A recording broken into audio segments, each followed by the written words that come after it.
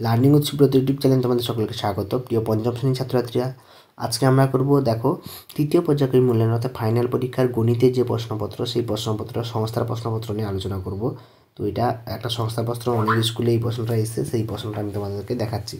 দেখো পূর্ণমান 25, এবার সময় হচ্ছে 1 ঘন্টা 30 মিনিটের সময়। তো প্রশ্নগুলো দেখো, প্রথমে একের থেকে 10টা MCQ প্রশ্ন বলেছে, সেগুলো করব।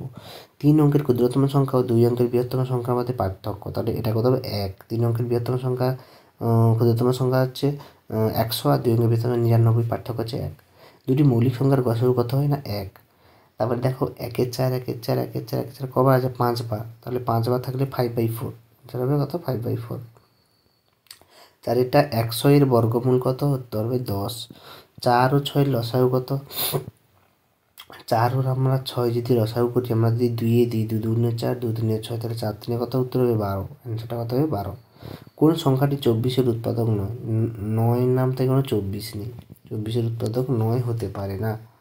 তারপরে কি বলছে দেখো, 3 ও 5-এর সাধারণ গুণিতক কোনটি? 3 ও 5-এর সাধারণ, 5 3 15, তাই তো 15 2 30, এই যে 30। লুডোর ছক্কার আকৃতি কত, ঘন আকার, লুডোর ছক্কার ঘন আকার। চোঙের বক্রতল সংখ্যা কটি? 1টি। ত্রিভুজের 3টি কোণের পরিমাপ কত হয়? 180 ডিগ্রি। তো আমরা 10টা প্রশ্ন উত্তর করে নিলাম। 2 নম্বরগুলো দেখো, আমি দেখাচ্ছি তোমাদের, অ্যান্সার বলছি না। 2-এর দাগে 2 নম্বরে 5টা দেওয়া, 1 নম্বরে 5টা। 2-এর 5কে মিশ্র ভগ্নাংশে পরিণত করো, তাহলে 2-এর 5কে যদি মিশ্র ভগ্নাংশে পরিণত করতে হবে 25/10।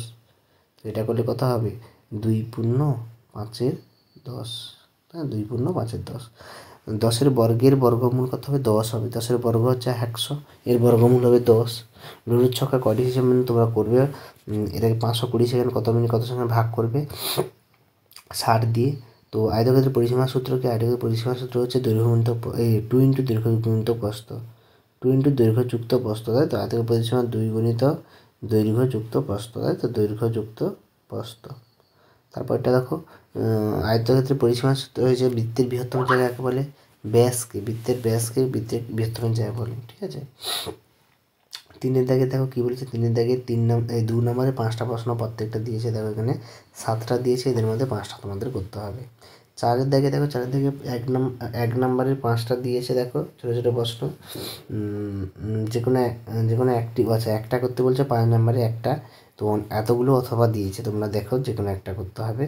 সংক্ষিপ্ত প্রশ্ন দেখো 5 যে কোনো 4টে করতে হবে, 5 × 4 20 নম্বরে, তো এখানে যে কোনো 4টি প্রশ্ন করবে। তো এই ছিল তোমাদের প্রশ্নপত্র। তো তোমরা ভালো করে পড়াশোনা করো এবং ভালো করে পরীক্ষা দাও। এই প্রশ্নপত্রগুলো তোমরা দেখে যাবে। শেষের প্রশ্ন থাকো সূক্ষ্মগণিত ত্রিভুজ কাকে বলে, সমদ্বিবাহু ত্রিভুজ কাকে বলে। তো এইসব প্রশ্নগুলো তোমাদের পরীক্ষায় আসার সম্ভাবনা প্রচুর, এগুলো পড়ো, পরীক্ষায় প্র্যাকটিস করো, এবং এর সম্পূর্ণ অ্যান্সার শিট চাইলে আমাকে কমেন্ট বক্সে লেখো, আমি অবশ্যই তোমাদের সামনে অ্যান্সার শিট নিয়ে এসে হাজির হবো। সকলকে ধন্যবাদ, দেখা হচ্ছে পরের প্রশ্ন সেটে, ঠিক আছে। পঞ্চম শ্রেণী পরিবেশ, ভূগোল, পরিবেশ, বাংলা, ইংরেজি প্রশ্ন পাওয়ার জন্য চ্যানেলটিকে অবশ্যই সাবস্ক্রাইব করবে, লাইক করবে, শেয়ার করবে। সকলকে ধন্যবাদ।